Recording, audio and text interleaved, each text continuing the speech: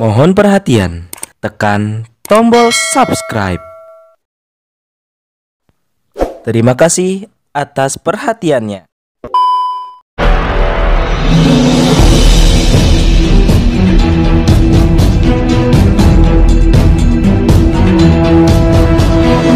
Saya Yasin Muhammad, driver online Depok.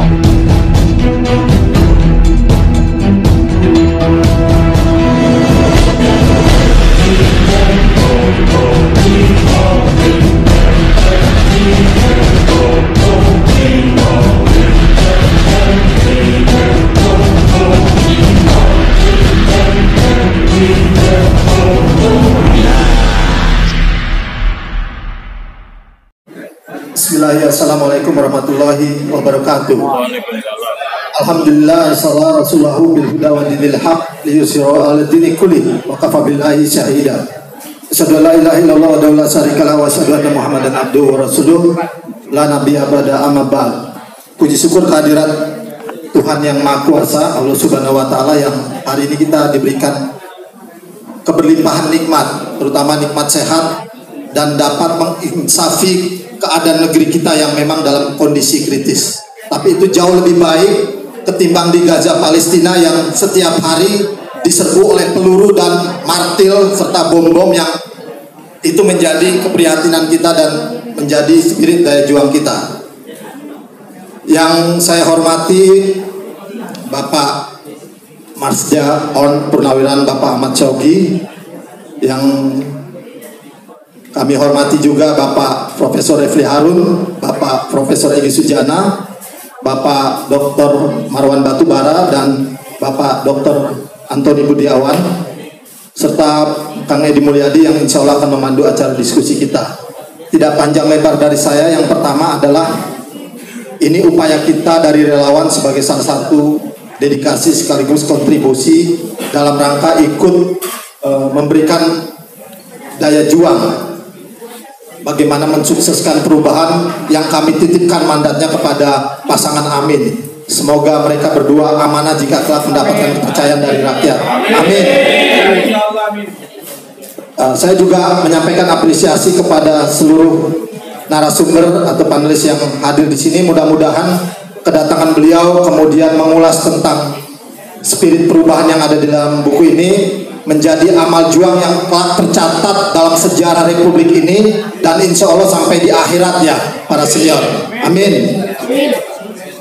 Saya menyampaikan sedikit bahwa rangkaian trilogi Mengetuk Pintu Langit ini kita mulai pada bulan Desember ini melalui penerbitan buku Menjemput Mandat Presiden. Dasarnya adalah berisi tentang rekam jejak, rekam karya, rekam prestasi dari seorang Anies Baswedan yang itu menjadikan dasar atau motif kelayakan dan kepantasan beliau menjadi presiden. Kemudian yang kedua yang insya Allah akan kami terbitkan di bulan Desember, itu berisi tentang upaya-upaya penjegalan dan kriminalisasi terhadap Anies Baswedan, medio Gubernur Jakarta hingga kontestasi Capres.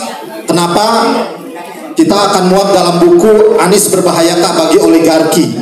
Ini menjadi satu refleksi juga dan menjadi sebuah rekomendasi kelak kalau pasangan Amin terpilih menjadi presiden dan wakil presiden, tidak mengulangi yang sama dari rezim sebelumnya, terutama rezim Jokowi, untuk bersikap represif, melakukan kriminalisasi terhadap upaya-upaya kritis dan kesadaran perjuangan oleh segenap anak bangsa. Kemudian yang ketiga adalah insya Allah di bulan Januari Brownies dan PPR akan menerbitkan buku tentang anti klimaks Soekarnoisme. Kami menyebutnya Pak Anies adalah putra sang fajar atau Anies Baswedan Soekarno dalam politik kontemporer Indonesia. Kenapa? Terlalu banyak orang, institusi dan partai politik yang selalu bicara soal nasionalisme, patriotisme, marxisme, wong cilik, tapi sesungguhnya perilakunya jauh, bahkan sangat kolonialis dan imperialis, jauh panggang dari api. Tetapi seorang Anies Baswedan tanpa jargon, tanpa propaganda, tanpa simbol-simbol marxisme, tanpa simbol-simbol Soekarnoisme, justru memanifestasikan apa itu arti dari sebuah perjuangan untuk rakyat atau wong cilik. Mudah-mudahan dengan terbitnya anti klimaks Soekarnoisme bisa membuka mata semua orang yang selama ini bicara Pancasila harga mati, NKRI harga mati, tetapi sungguhnya dia yang membunuh bangsa Indonesia. Semoga ini menjadi sebuah spirit buat Pak Anies ke depannya. Amin. Demikian yang kami bisa sampaikan. Terakhir, hasil dari penjualan buku ini, insya Allah inisiatif dari teman-teman. 100 artikel saya yang di tracking, di searching di media itu dibuat dalam 3 versi buku yang tadi, trilogi Mengetuk Pintu Langit. Ini akan dikomersilkan atau dijual oleh kawan-kawan seharga 75.000. Dari 15.000 ini kami sumbangkan untuk perjuangan kemerdekaan Palestina. Mudah-mudahan ini menjadi berkah dan menjadi upaya kami, walaupun kecil tapi bisa berarti. Terima kasih. Akhirul kata kami ucapkan sekali lagi rasa hormat dan kebanggaan kepada semua narasumber dan hadirin yang hadir. Billahi taufiq wal hidayah wa fa minkum. Wassalamualaikum warahmatullahi wabarakatuh. Bismillahirrahmanirrahim. Alhamdulillah wassalatu wassalamu ala asrofil anbiya'i wal mursalin wa ala alihi wa sahbihi ajma'in. Yang saya hormati bapak-bapak yang duduk di depan ini.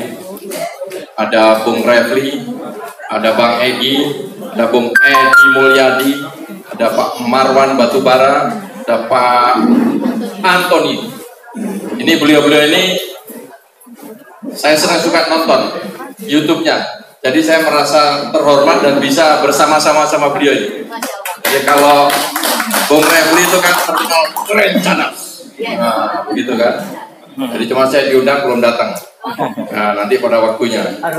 Kalau Bang Egi ini kan kalau lihat di sidang-sidang itu sama Pak Azam ini kan, udah mengerikan sekali itu. Ya kan?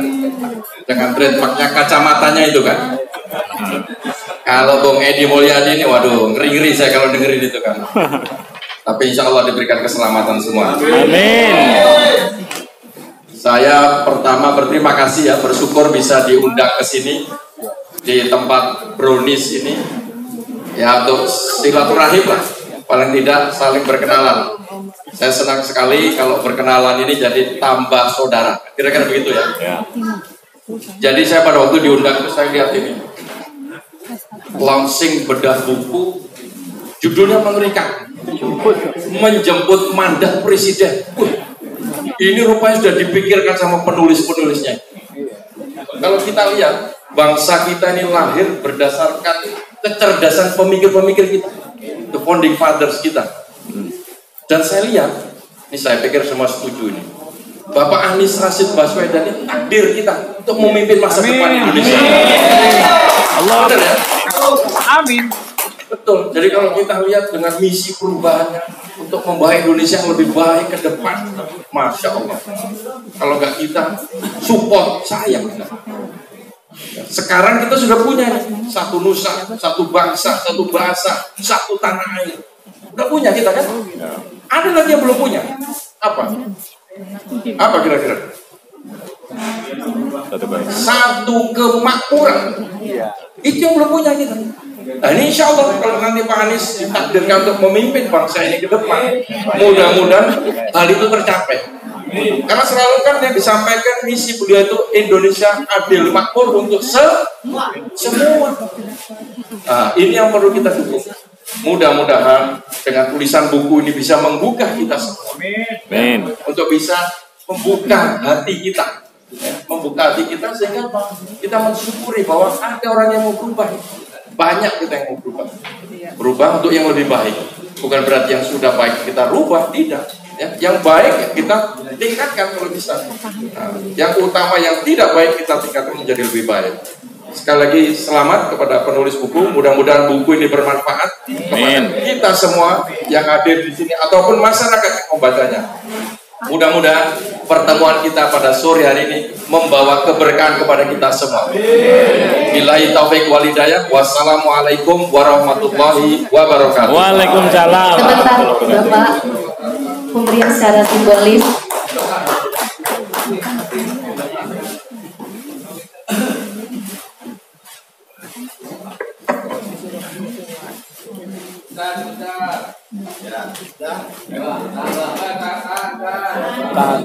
Bismillahirrahmanirrahim. Semoga ini bermanfaat buat kita semua dan seluruh rakyat Indonesia. Serahkan kepada timnas Ketua. pemenangan pasangan Amin. Semoga berkah. Amin. Terima kasih. Terima ya. 3-2-1.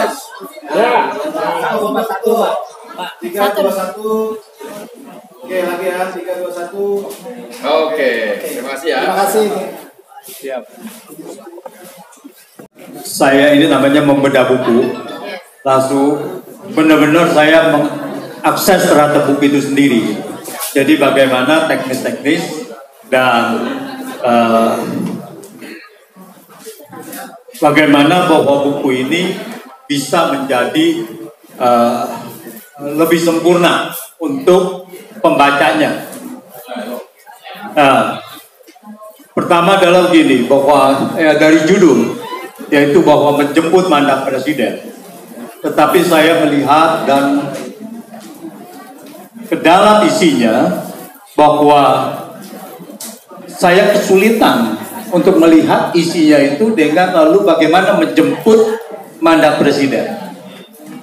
Di dalam buku ini saya memperhatikan bahwa di sini adalah ingin menunjukkan karakter sosok yang ditulis, yaitu Anies Baswedan, terhadap dia punya kepemimpinan nasional.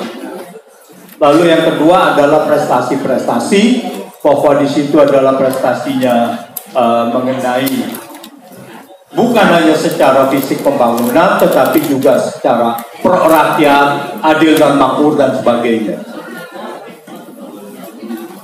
Tetapi saya mengkritisi buku ini agar semoga ada versi kedua. Versi keduanya itu adalah pembetulan atau perbaikan. Karena saya melihat bahwa jangan sampai buku ini hanya dilihat sebagai klaim. Klaim di mana bahwa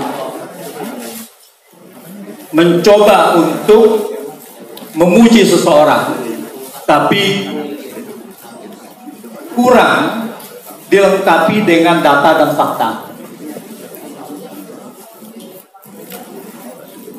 Misalnya di dalam yang tulisan pertama, yaitu mengenai 7 prestasi Anies Baswedan, 7 prestasi Anies. Di sana ditulis bahwa bukan hanya 7, banyak sekali, ya. Ada beberapa yang memang secara fakta kita tahu. Karena begini, buku ini akan dibaca oleh seluruh orang yang bukan hanya warga Jakarta. Kalau warga Jakarta, kita mungkin merasakan. Tetapi bagaimana orang yang bukan warga Jakarta? Nah, sehingga informasi ini harus lengkap. Misalnya ada yang namanya disebut di sini pembangunan JIS dan sebagainya. Itu bisa lihat, bisa tahu, bisa dilihat secara faktanya. Tapi di sini juga ada prestasi yang menyebut bahwa Anies mendapatkan WTP, wajar tanpa pengecualian. Ya, tapi mendapatkan WTP apakah satu prestasi? Itu adalah minimum requirements dari seorang pemimpin. Kalau kita menganggap WTP adalah prestasi, seluruh kepala desa semuanya juga berprestasi. Karena mereka juga mendapatkan WTP semua dari keuangannya. Nah, inilah kita lihat bahwa yang mana minimum requirement, yang mana benar-benar prestasi. Apa yang dianggap prestasi, itu kita mesti merinci dulu kriteria yang dianggap sebagai prestasi, dan kita memberikan fakta prestasi itu apa berdasarkan kriteria tadi. Itu satu mengenai itu. Dan ada yang terakhir di list mengenai 7 prestasi. 7 prestasi di sini adalah nomor 1, misalkan Anies adalah pemimpin yang jujur dan sederhana dan seterusnya. Kalau kita bicara Anies adalah, itu bukan prestasi, adalah karakter seseorang. Karakter ini yang dijadikan untuk menjadi karakter pemimpin masa depan. Nah, jadi 7 prestasi yang di list ini mudah-mudahan nanti bisa dilihat ya. Karena apa? Yang nomor 2 adalah Anies tidak pernah terlibat korupsi. Kalau prestasi adalah memberantas korupsi. Kalau bahwa diri seorang pemimpin tidak terlibat korupsi, itu adalah pemimpin ini memang layak untuk dijadikan pemimpin. Ini adalah, kalau yang namanya adalah ya bukan prestasi. Nah, itu. Jadi Anies berlatar belakang baik keluarga, ya itu latar belakang. Jadi tidak ada prestasi, bukan prestasi. Anies pemimpin yang terbuka sehingga memiliki kinerja yang transparan, capable, dan akuntabel. Ini juga bukan prestasi. Saya terbuka dan sebagainya. Itu adalah karakter yang mungkin diperlukan bagi seorang pemimpin dan seterusnya.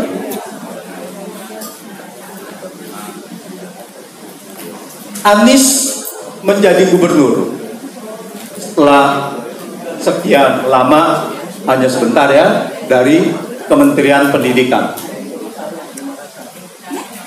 Dan kita lihat, untuk menjadi gubernur, keberhasilan menjadi gubernur, ternyata tidak perlu harus menjadi kepala daerah dulu. Yang lainnya bupati atau wali kota dan sebagainya.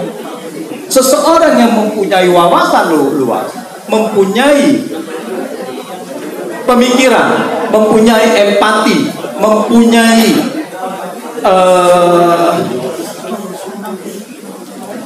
ilmu pengetahuan dan sebagainya, itu ternyata bisa langsung menjadi gubernur tanpa harus menjadi bupati, kota atau kepala desa dan sebagainya. Tapi di lain sisi, Anda menjadi kepala desa, bupati bukan berarti bisa menjadi wakil presiden, kan gitu. Karena yang penting adalah harus Anda mempunyai cukup wawasan, cukup umur. Bukannya terus lalu belum cukup umur, lalu kemudian karena kepala desa atau karena bupati, lalu bisa menjadi wakil presiden.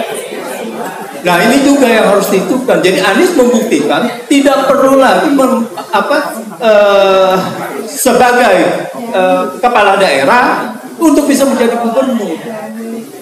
Bahkan banyak sekali di tempat di luar negeri bisa langsung presiden tanpa juga menjadi kepala daerah gitu. Asal cukup umur kan gitu. Dan beberapa artikel juga di sini bahwa panjang umur menopang jujur. Ya terus terang saya agak sedikit sulit untuk mengerti message dari itu apa. Ya di sini message adalah bahwa jujur adalah prasyarat untuk menjadi pemimpin bangsa. Nah saya melihatnya begitu. Panjang umur menopang jujur. Pada saat itu ada ulang tahun dan sebagainya. Lalu saya melihatnya gitu bahwa ini Anies adalah pilihan realistis. Jadi di sini luar biasa. Tetapi tadi Bung Refdy sudah mengatakan bahwa ini straight to the point. Tapi saya melihatnya juga banyak hal-hal yang normatif dibicarakan di situ. Jadi di sini message-nya adalah saya lihat sebagai antitesis kondisi saat ini. Anies adalah pilihan realistis sebagai antitesis untuk kondisi saat ini. Mengungkapkan keberhasilan seorang pemimpin yang pro rakyat melawan hegemoni oligarki dan pseudo demokrasi. Nah, itulah untuk melawan itu apa saja dan semoga bahwa kalau kita bicara misalkan saya sempat sedikit memikir lama untuk melihat memanusiakan manusia. Bagaimana memanusiakan manusia? Nah, saya yakin Bung Yusuf Belegur sudah tahu mengenai apa itu. Tetapi mungkin bagi pembaca bisa dielaborasi. Contohnya adalah ini dan sebagainya. Memanusiakan manusia, misalnya bla bla bla bla gitu. Di breakdown sedikit supaya pembaca mengerti apa maksudnya, karena tidak semua pembaca mempunyai latar belakang pengetahuan yang sama. Saya rasa demikian. Terima kasih. Tentu aja masih banyak yang lainnya, tetapi kita lihat.